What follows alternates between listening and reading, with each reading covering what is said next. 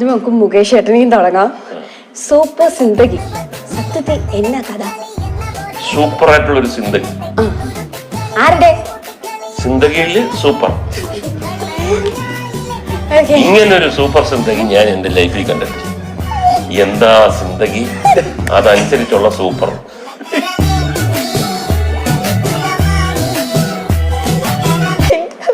ചേട്ടൻ നമസ്കാരം. നമസ്കാരം. ഞാൻ ആക്ച്വലി ഫുൾ പഠിച്ചിട്ടാ വന്നേക്കുന്നത്. ആണല്ലേ? കഴിഞ്ഞ വട്ടത്തെ പോലെ ഏറി പോവാൻ ഞാൻ ഈ കാശിയും വാരാണസിയും ഒക്കെ എവിടെയായിട്ട് വരും? രണ്ടും ഒരു സ്ഥലമല്ലേ ഞാൻ പഠിച്ചു. പക്ഷെ അത് പല ആൾക്കാർക്കും അറിയില്ലായിരുന്നു. അത് എനിക്കും അറിയില്ലായിരുന്നു.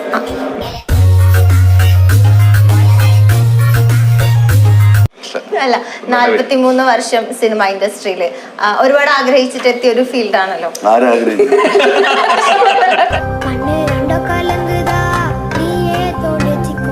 സിനിമയുടെ പേര് നുണക്കുഴി എന്നാണല്ലോ. അപ്പൊ നിങ്ങക്ക് ഇങ്ങനത്തെ അനുഭവങ്ങൾ ഉണ്ടായിട്ടുണ്ടോ? ഇപ്പൊ ആരെങ്കിലും നുണ പറഞ്ഞ് പറ്റിച്ചതോ, നിങ്ങളല്ലെങ്കിൽ ആരെങ്കിലും നുണ പറഞ്ഞ് പറ്റിച്ചതായ ബേസിൽ ചേട്ടൻ ഉണ്ടെങ്കിൽ പഴയ കഥകളുണ്ടാവും. സിദ്ദിഖിക്കാക്ക് എക്സ്പീരിയൻസ് ഉണ്ടാവും. എനിക്ക് മറക്കാനാവാത്ത 2 എക്സ്പീരിയൻസ് ഉണ്ട്. പക്ഷെ ഇപ്പൊ ഓർമ്മയില്ല.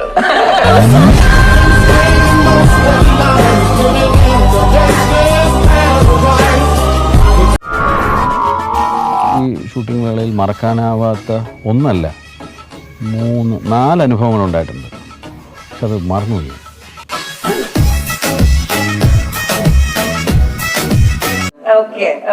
ഇപ്പൊ ഈ പടത്തില് സൂപ്പർ സിന്ദഗിയിൽ നടന്ന കഥ എന്നാണ്.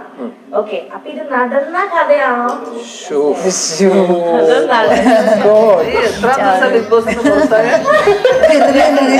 നടന്നല്ലോ, കിടന്നല്ലേ.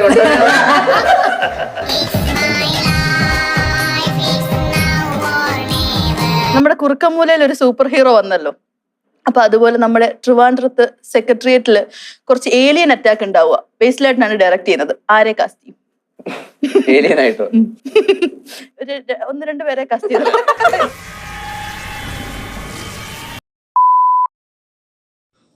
ചേട്ടാ, ക്രഷിനെ എങ്ങനെ പ്രപ്പോസ് ചെയ്യും? April 1 മെസ്സേജ് അയക്കാം, ഐ ലവ് യു എന്ന്. നോ പറഞ്ഞ ഏപ്രിൽ ഫുള്ളാന്ന് പറയാം.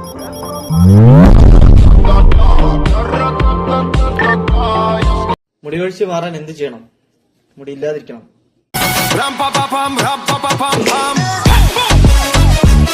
ചേട്ടാ, എന്റെ ബെസ്റ്റി എന്നെ പ്രപ്പോസ് ചെയ്ത്, പക്ഷെ അവൾക്ക് വേറെ ബെസ്റ്റീസ് ഉണ്ട്. അപ്പൊ യെസ് പറഞ്ഞ സേഫ് ആണോ? അവള് സേഫാ.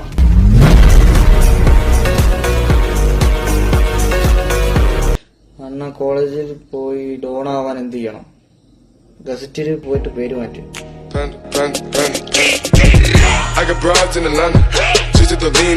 എല്ലാ പെൺകുട്ടികളും കമ്മിറ്റഡ് ആണ്. ഞാൻ ഇനി എന്ത് ചെയ്യും? നീ ഒരു പെണ്ണാവും, അപ്പൊ നീ സിംഗിൾ അല്ലേ?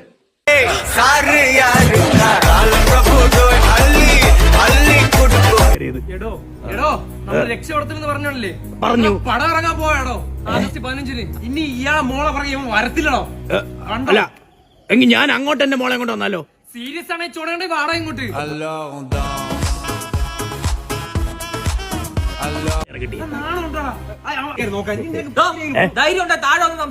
പിന്നെ ആണത്തം കാണിക്കുന്ന മണ്ടത്തരം കാണിച്ചിട്ടാണ്.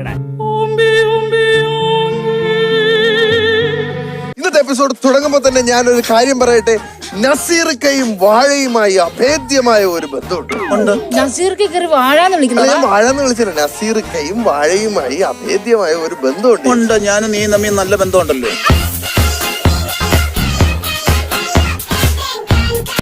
പുള്ളിയുടെ സിനിമയോടെ എനിക്ക് ചില അഭിപ്രായ വ്യത്യാസങ്ങളൊക്കെ ഉണ്ട്. എന്നുവെച്ചാൽ നമുക്ക് ഏട്ടൻ എന്നുള്ള ഇതിൽ ഇപ്പൊ സ്വാഭാവികമായിട്ട് എന്റെ ഏട്ടന്റെ സിനിമ നീ ആലോചിച്ചു. എന്റെ ഏട്ടന്റെ സിനിമനെ ഇത്രയും ആൾക്കാർ കളിയാക്കുന്ന സമയത്ത് എനിക്ക് വിഷമം ഉണ്ടാവൂലേ? എനിക്ക് ഭയങ്കര വിഷമം ഉണ്ടായിട്ടുണ്ട്, ഇല്ലാന്ന് ഞാൻ പറയുന്നില്ല. പക്ഷെ ശരിയാണല്ലോ എന്ന് ആലോചിക്കുമ്പോൾ ആ വിഷമം പോകും.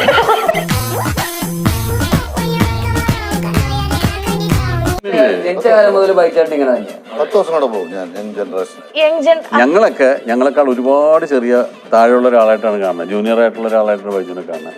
കാരണം നമ്മളൊക്കെ സിനിമയിൽ പറഞ്ഞപ്പോഴത്തേക്ക് പയ്യൻ റോളാണ് ചെയ്യണത്. അപ്പൊ യങ് ജനറേഷന്റെ ഏറ്റവും ഞങ്ങളുടെ യങ് ജനറേഷന്റെ പ്രതിനിധിയാണ് കരുത്ത്. സത്യം പറയാം, ബൈജേട്ടൻ അങ്ങനെ വയസ്സ് പറഞ്ഞതിൽ പ്രശ്നമില്ലാത്ത ഒരാളാണെന്ന് എനിക്കറിയാം. യങ്ങൊന്നല്ലല്ലോ, ഞാനല്ലേ തീരുമാനിക്കുന്നത്.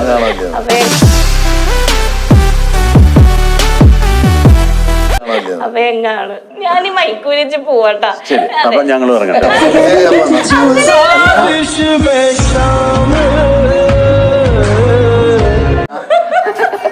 ഞാൻ ചോദിക്കണ്ടേ അത് അപ്പൊ എങ്ങനെയാണ് ആ വൈബ് കണക്ഷൻ നിങ്ങളുടെ? അതാണ് പറയും. അത് പറയും. ഇങ്ങനെയാണ് വൈബ് കണക്ട് ചെയ്യുന്നത്.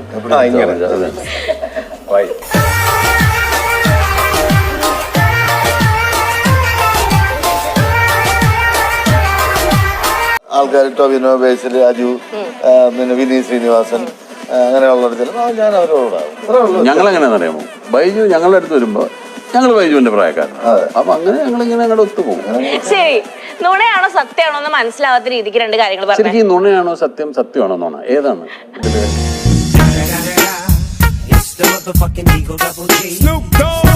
തോന്നാൻ ഞാൻ ചോദിക്കുന്ന ഒരു ചോദ്യമാണ്, പേടിക്കേണ്ട കാര്യം എന്താണ് ഇതിനകത്തുള്ളത്? നമ്മളിപ്പോ പേടിച്ച് സുപ്രീം കോടതി ചോദിച്ചു, പഴയ ഡാമിന് പകരം ഒരു പുതിയ ഡാം പണിതുകൂടെ? നിങ്ങൾ ഈ 130 എന്നിട്ട് എന്തുകൊണ്ടാണ് സുപ്രീം കോടതി ഡീകമ്മീഷൻ ചെയ്യാൻ സമ്മതിക്കാത്തത്? സുപ്രീം കോടതിയിൽ ഡീകമ്മീഷൻ നടത്താൻ കേരള ഗവൺമെന്റ് പറയണ്ടേ? എന്താ കേരള ഗവൺമെന്റ് ചെയ്യാത്തത്? അത് കേരള ഗവൺമെന്റിനോട് ചോദിക്കണം.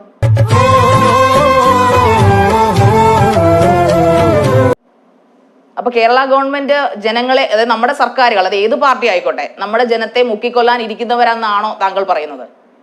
ഇത് ശാരിക പറഞ്ഞു കഴിഞ്ഞു.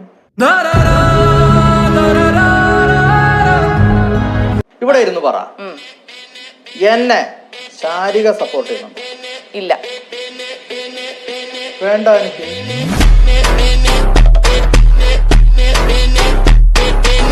ഇപ്പം പ്രണയിച്ചാണല്ലോ കല്യാണം കഴിച്ചിട്ടുണ്ടായിരുന്നത്. അപ്പം ഒരു ആക്ടർ ഏതൊരു ആണിന്റെ വിജയത്തിന് പിന്നിൽ ഒരു സ്ത്രീ ഉണ്ടാകും. ഭാര്യയാകാം, അമ്മയാകാം, ആരും ആകാം. അങ്ങനെ നിർബന്ധമൊന്നുമില്ല. ഉണ്ട്?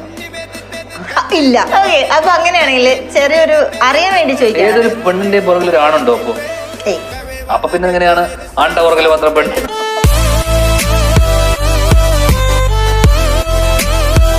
കലാകാലങ്ങളായിട്ട് എത്ര വർഷമായി? നീ ഒരു വർഷമായിരുന്നു, ഞാനിപ്പോ 4 വർഷമായി ഇന്റർവ്യൂ എടുത്ത് തുടങ്ങിയിട്ട്. അതെ, ഞാനിങ്ങനെ പണ്ടത്തെ ഓരോ സിനിമയിൽ വരും, എല്ലാ ആഴ്ചയും നമ്മുടെ സിനിമ കാണണം, നല്ല സിനിമയാണെന്ന് പറയുന്നു, സിനിമ കൂട്ടുന്നു. അടുത്ത ആഴ്ച വരും, നല്ല സിനിമയാണെന്ന് പറയുന്നു, എല്ലാം പറയുന്നു. കാരണം പടക്കങ്ങൾ എന്നും എൻ്റെ ഒരു വീക്ക്നെസ് ആയിരുന്നു.